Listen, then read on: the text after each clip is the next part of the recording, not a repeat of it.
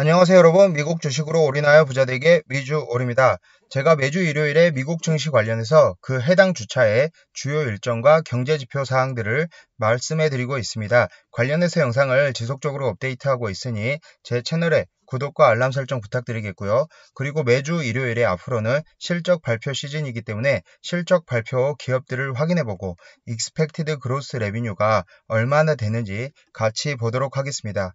일단 이번 주 뉴욕 증시는 2분기 실적 발표를 시작으로 소비자 물가 지수, 이 CPI와 제롬 파월 연설 등이 있습니다. 굵직한 이벤트가 줄줄이 예정되어 있어 현재 변동성이 약간은 클 것으로 생각이 되지만 지난 목요일처럼 변동성이 큰 풀이장에서 갭 하락이 뜨면서 큰 하락이 나오면 오히려 줍줍 찬스가 되지 않을까라고 생각이 되고요. 지난 목요일처럼 이제 큰 하락이 나오면 제가 왜 하락하는지에 대해서 여러분들에게 커뮤니티 게시판에 글을 올려드리도록 하겠습니다.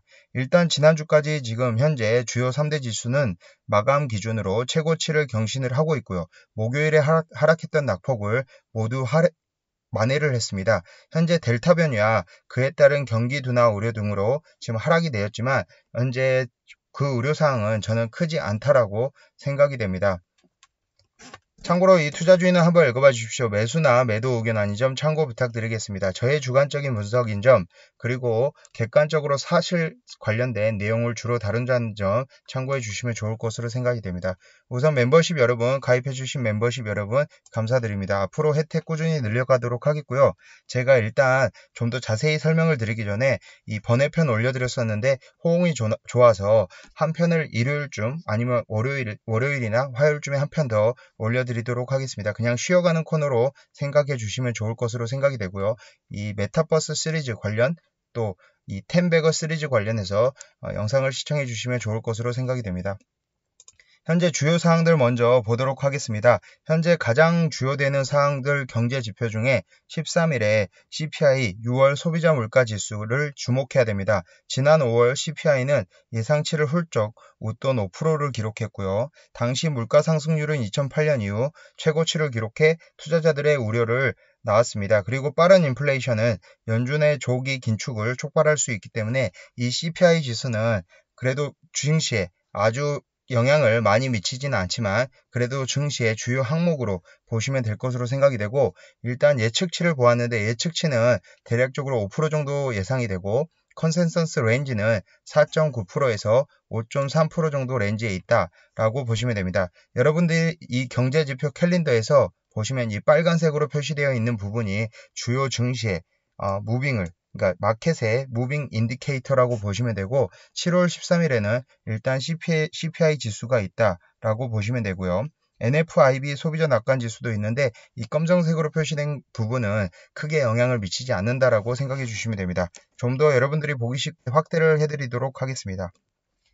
7월 13일에 CPI 지수 8시 30분 장 시작 전에 발표가 되고요. 7월 14일에는 일단 제롬 파월의 연준 의장의 하원 증언이 있고 이것에 따라서 좀 더 증시는 이제 영향을 받지 않을까라고 생각이 됩니다. 그리고 7월 15일에도 일단 7월 14일에 베이지북 큰 변화가 없을 것이라고 생각이 되고요. 7월 15일에는 지금 주간 신규 실업보험 청구자 수라든지 이 잠리스 클레임이 있고요. 지금 제롬 파월 연준의 상원 증언이 있습니다. 그렇기 때문에 이게 빨간색으로 표시되어 있는 부분은 관련해서 지금 어떤 내용들이 있는지 확인을 해서 증시에 영향을 미칠 수 있기 때문에 제가 영상으로 또 당일에 올려드리도록 하겠습니다. 그 다음 7월 16일에는 소매 판매가 있는데 소매 판매는 이제 전체적으로 봤을 때 아주 큰 영향을 미치지 않는다라고 보고 현재 CPI 지수 7월 13일과 7월 14일, 7월 15일 제롬 파월 연설에 증언에 관련해서 지금 주목을 해야 될 것으로 보입니다.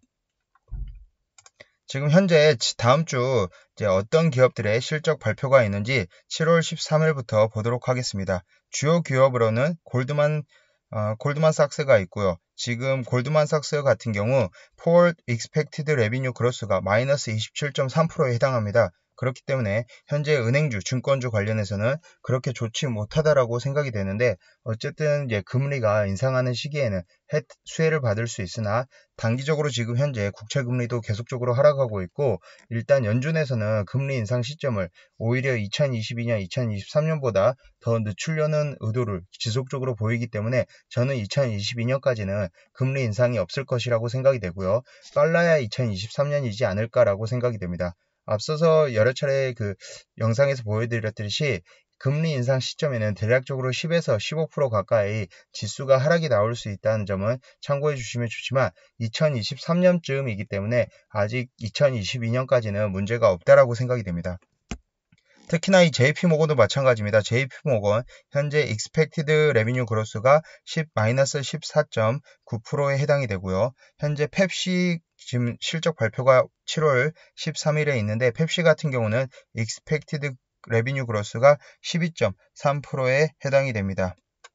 최근에 발표된 연방공개시장위원회 FOMC 의사록에 따르면 일단 지금 연준 위원들은 테이퍼링에 관련된 논의를 시작했으나 일단은 이전에 대해 뭐 크게 변화가 없습니다. 그리고 아직 본격적으로 논의를 했다라기보다는 아마 7월 말에 있는 FOMC 회의나 9월 달에 이제 논의를 할 것으로 생각이 되고요. 일단 의견 자체도 좀 나눠지기 때문에 아직 큰 걱정이 없다라고 저는 생각하고 있습니다. 그럼 7월 14일에 어떤 기업들이 발표가 되는지 그리고 Expected Revenue Growth 보도록 하겠습니다. 7월 14일 뱅크 오브 아메리카 티커명 BAC Expected Revenue Growth는 -9.1%고요. 블랙록 같은 경우는 Expected Revenue Growth가 25%로 앞으로 2분기보다 3분기 4분기 더 나아질 것으로 생각이 되고 저는 개인적으로 블랙록도 괜찮다라고 생각이 됩니다. 티커명은 BLK이고요. 시티그룹은 -23.9% Expected Gross Revenue입니다. 델타항공 같은 경우는 330.5%로 지난 분기에 워낙 실적이 좋지 못했기 때문에 오히려 획기적으로 늘어나는 거지만 현재 EPS 기준으로 예상치가 마이너스에 해당이 되기 때문에 아직은 적자다라고 생각을 하시면 좋을 것으로 생각이 됩니다. 7월 15일도 마저 보도록 하겠습니다. 7월 15일 관련해서는 주요 기업들로는 지금 모건 스탠리, 주로 은행주들이 다음 주에 발표가 있는데 Expected Revenue Growth가 -1.4%이고요.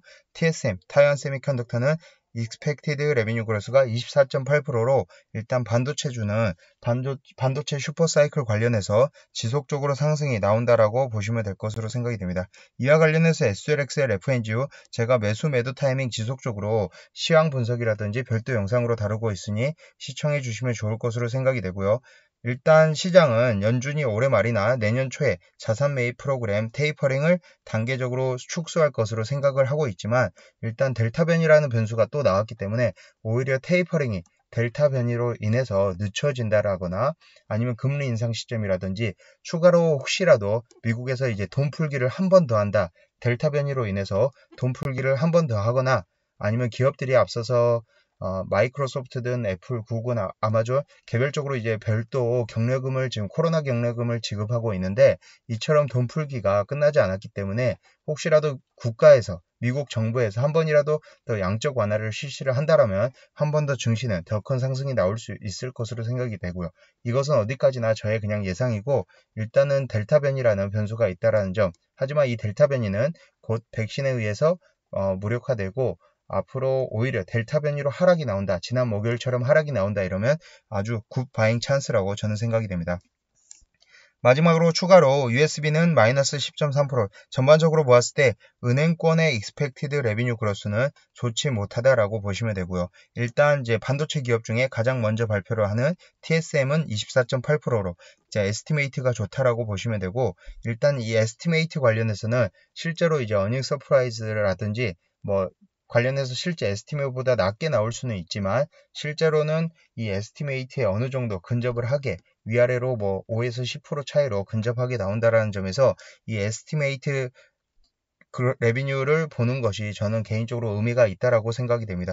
여러분들도 한 번씩 어떤 기업들이 있는지 확인을 해보시고 여러분들이 관심 있는 기업들은 제가 매주 일요일에 오늘처럼 영상에서 어느 정도 레비뉴가 상승이 되는지 관련해서 영상을 찍어서 올려드리도록 하겠습니다. 일단 시장 자체는 2분기 실적 발표보다는 다음 분기, 3분기, 4분기에 실적이 더 좋을 것을 기대를 하고 있기 때문에 일단 뭐 아마존, 빅테크 관련해서 아마존 같은 기업은 2분기, 3분기, 4분기 그리고 내년, 내후년 더 실적이 점점 성장이 되고 좋아지기 때문에 오히려 실적 발표에 상승이 나올 수 있지만 오히려 이 TSM 같은 경우 이제 다음 분기에 반도체 슈퍼 사이클이 디램 가격이 하락이 나온다. 이러므로 인해서 오히려 3분기, 4분기 실적이 예상치가 좀 낮다. 기대감이 낮다라고 하면은 오히려 하락이 나올 수 있다라는 점, 뉴스에 팔아라라는 것은 명심을 해야 될 것으로 생각이 되고요. 마이크론 일렉트릭 MU에서도 여러분들이 아마 보셨을 것으로 생각이 됩니다. 마이크론 테크놀로지 관련해서도